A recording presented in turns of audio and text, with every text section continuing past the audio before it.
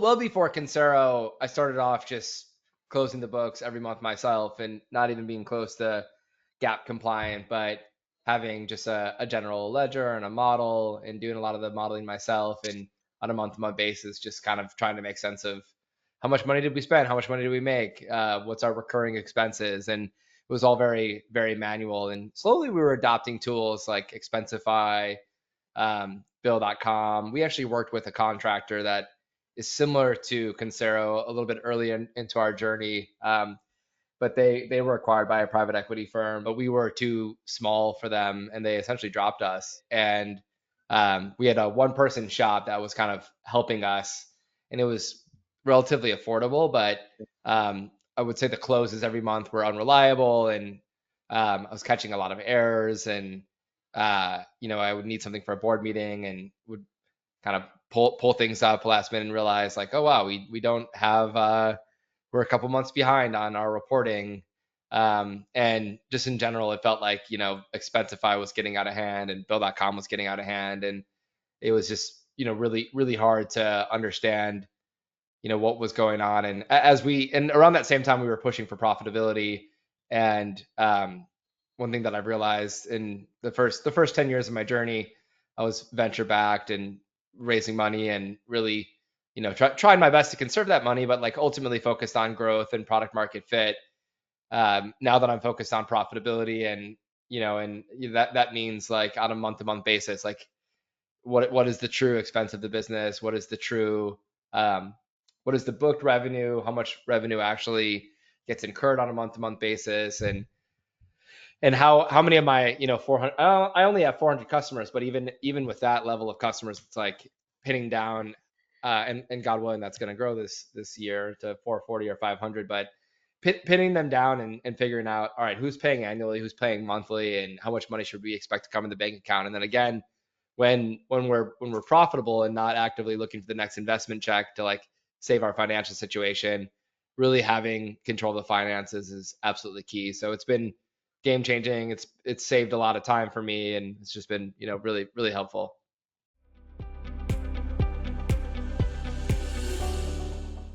Yeah, Muid is our VP of finance. He's been fantastic. I've really enjoyed working with him. There's been a few moments where I've been, I guess, bubbling with anxiety about like how do I make sense of this, or like what's going on here, and he'll jump on a call with me immediately and get into the weeds of the spreadsheet. And Muid has been, yeah, absolutely fantastic, and overseeing the process the whole time. And it's just been a really, really great resource. And outside of kind of making sure that the books are kept up, we do a quarterly review where he goes over like trends in the business and how much we're spending and how much we're spending versus other kind of companies our size that Consero sees. And that has been very enlightening and insightful. And I think at one point I realized that we were investing it disproportionately into product development, and we continued to do that. But it was just good to know, like, okay, wow, like we're Yeah. we're, we're not under investing into product development. We actually, when we looked at Prism compared to a lot of other companies, we're definitely, we claim to be a product first company, and we put our money where our mouth is. And then just kind of helping me realize like, okay, if I feel like we need to go deeper into building out more and more product, well, I'm already spending so much into product. So it is do it helps me understand, like, do I have good reason to double or Yeah. triple down on my product spend, even knowing that I'm already kind of comparatively spending a lot on product. And Yeah. that's been super helpful. So yeah, Muid's been great.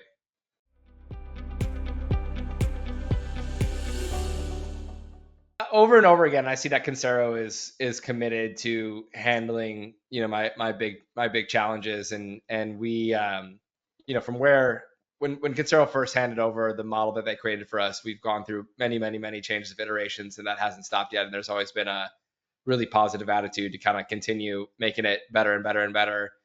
Yeah. And that's definitely deeply appreciated. And again, I'm in a phase of my career or my company where, admittedly, when I'm focused on growth and product market fit, again, like I need to generally know what's happening in the Bing account, but I wasn't obsessing over the model and how we're tracking things, and what we're calling recurring expenses versus not. And I had a much more kind of top level understanding of our finances, and switching to running a profitable business, Consero, or something like it is definitely required to, like, really kind of, do I, can I look at my model and say over the next year, I'm gonna use a round number, we're gonna go spend $4 million, or like, am I not, looking at my recurring expenses correctly, and we're actually gonna go and spend $10 million, and I'm gonna Yeah. be in a cash crunch crisis, like, I think these things, like, have deeply mattered in this season of my of Prism, and me as an entrepreneur, switching from growth and product market fit to, like, running a well fundamental business. Something like a Consero has been extremely helpful.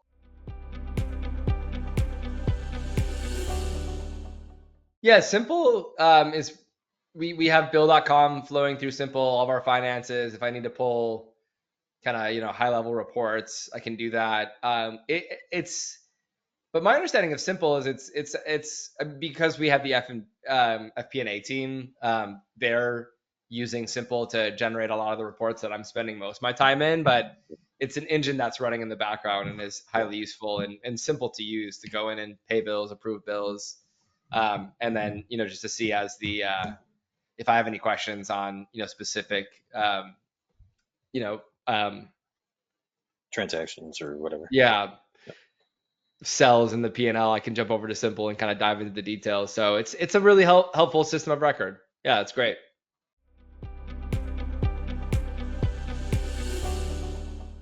So the onboarding process was, I think Consero took over a lot of our operation, from bookkeeping to approvals to, general ledger, and getting the model going, and connecting to all of our existing systems, and and they pulled it off. I mean, it was a big undertaking, and, there was a good team that was there to handle that. And again, like, I think Muid was a North Star compass through the whole process, and just, and something that was always going to be painful, like making it less painful. So yeah, the team Yeah. the team behind Consero is definitely deeply appreciated.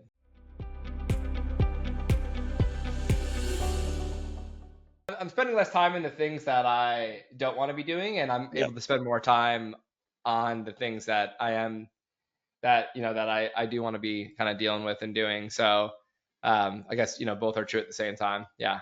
Yeah. But Cool. overall, because of Consero, I can focus on the things that matter.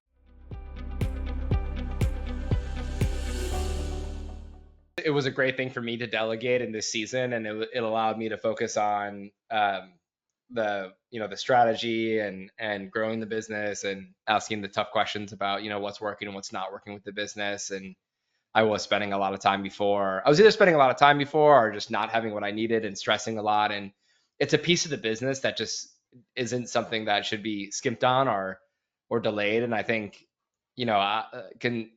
Concero's fee is less than even one full-time employee to do this. And I think one full-time employee, I think, could be, uh, like, you get a team of people doing this and working in systems, and, like, doing a lot of the things that, I don't think we need to necessarily own in house. And it lets us kind of have a culture of building a really great product, and deeply understanding our customers. And like you said, me doing my podcast, and, I feel like I'm it's a piece of my business that, so as long as it's properly delegated, I'm fine to delegate, because it doesn't really, like, fit into the culture of what we're doing. And for a small team, I think that's great. It allows us, again, just to be, like a live music software company, versus, like, this, a small business that, like, that's, like, doing a ton of accounting things. Like, it's just been a very, powerful thing to delegate.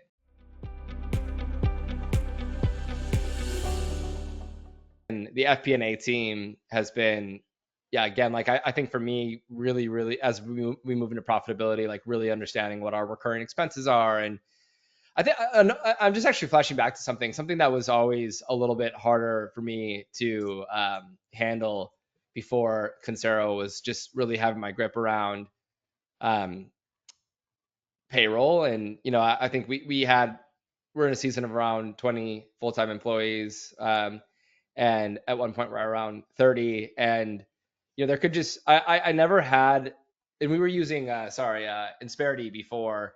Mhm. So I never felt as confident as I wanted to feel in the expenses that were easy to pin down, even like payroll, just in terms of the taxes and the healthcare we were paying and 401k. Like what is the pure expense, leaving the business in terms of payroll.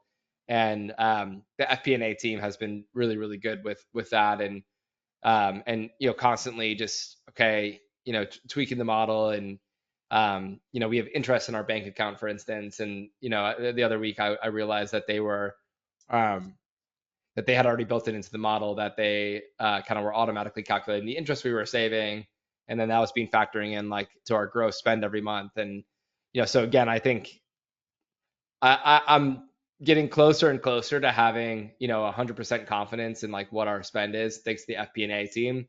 And yeah, they've been very, very good to help with. I don't think there's a problem that I've thrown at them that they haven't been able to solve or help me understand.